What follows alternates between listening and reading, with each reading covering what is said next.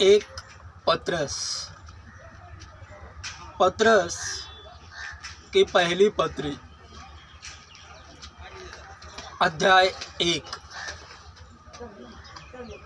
यीशु मसीह के प्रेरित पत्रस की ओर से तुम परदेशियों के नाम जो पुन्तुस, गलातिया, कप्पदूकिया, एशिया और बिथुनिया में तितर बितर होकर रह रहे हो, और पिता परमेश्वर के पूर्व ज्ञान के अनुसार तथा आत्मा के पवित्र करने के द्वारा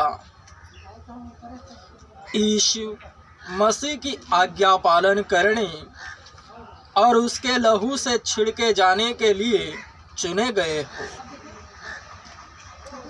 तुम्हें अनुग्रह और शांति बहुतायत से मिले। एक जीवित आशा हमारे प्रभु यीशु मसीह के पिता परमेश्वर की स्तुति हो, जिसने यीशु मसीह के मृतकों में से जिला उठाने के द्वारा अपनी अपार दया के अनुसार एक जीवित आशा के लिए हमें नया जन्म दिया कि उस उत्तराधिकार को प्राप्त करें जो अविनाशी, निष्कलंक और अमिट है और तुम्हारे लिए स्वर्ग में सुरक्षित है। तुम्हारी रक्षा परमेश्वर के सामर्थ्य के द्वारा विश्वास से उस उद्धार के लिए की जाती है जो अंतिम समय में प्रकट होने पर है। इससे तुम अति आनंदित होते हो, भले ही तुम्हें अभी कुछ समय के लिए विभिन्न परीक्षाओं के द्वारा दुख उठाना पड़ा हो,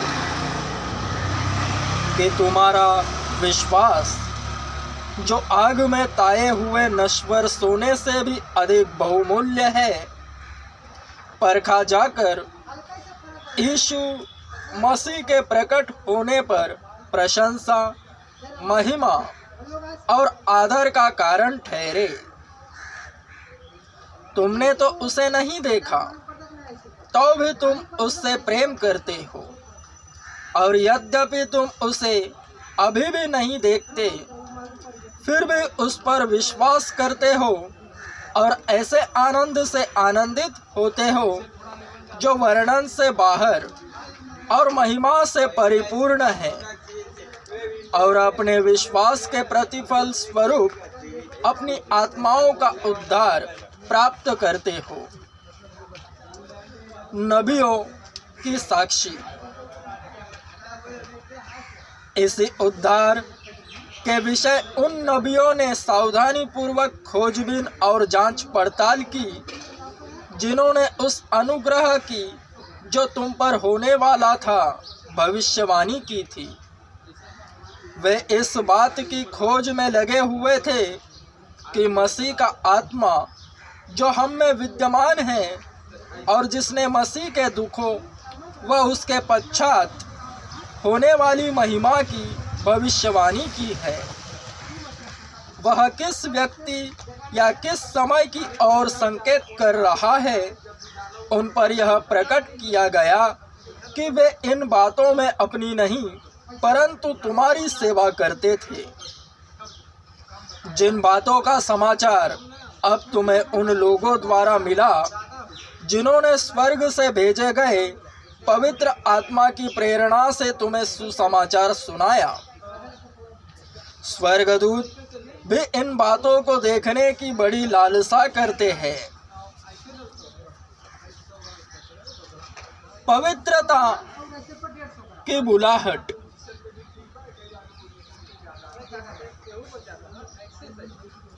अतः कार्य करने के लिए अपनी बुद्धि की कमर कसकर आत्मा से संयमित हो जाओ। अपनी पूरी आशा उस अनुग्रह पर रखो जो तुम्हें यीशु मसीह के प्रकट होने पर दिया जाने वाला है। आज्ञाकारी बच्चों के सदृश अपनी अज्ञानता के समय की पुरानी अभिलाषाओं के अनुसार आचरण न करो, परंतु जैसे तुम्हारा बुलाने वाला पवित्र है, वैसे ही तुम भी समस्त आचरण में पवित्र बनो।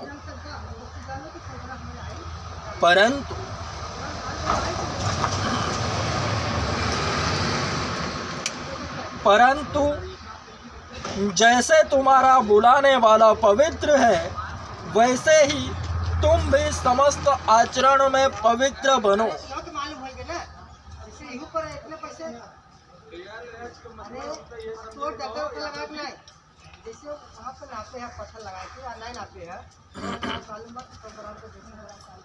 फिर से कहता हूं,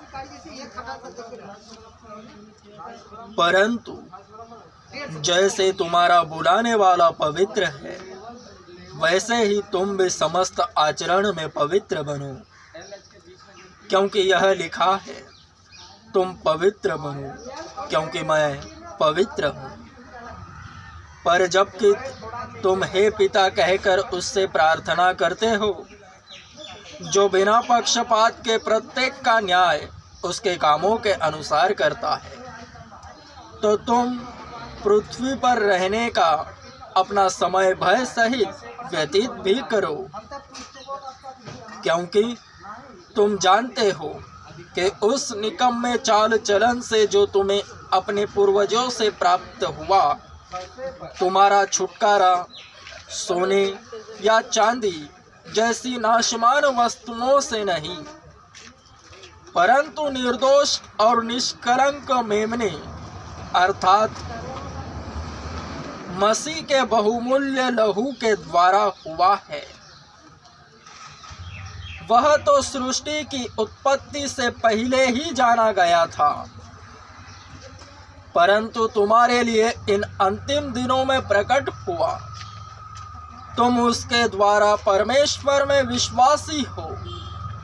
परमेश्वर ने उसे मृतकों में से जिलाया और महिमा दी, इसलिए तुम्हारा विश्वास और आशा परमेश्वर पर है।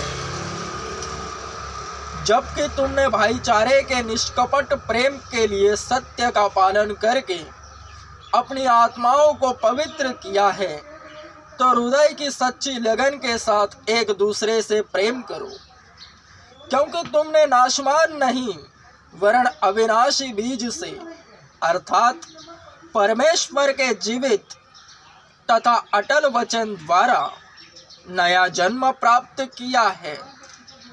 क्योंकि सब प्राणी घास के सदृश है और उनकी सारी शोभा घास के फूल के सदृश है। घास सूख जाती है और फूल झड़ जाता है, परंतु प्रभु का वचन युगानुयुग स्थिर रहता है। और यही वह वचन है जिसका तुम्हें सुसमाचार सुनाया गया था।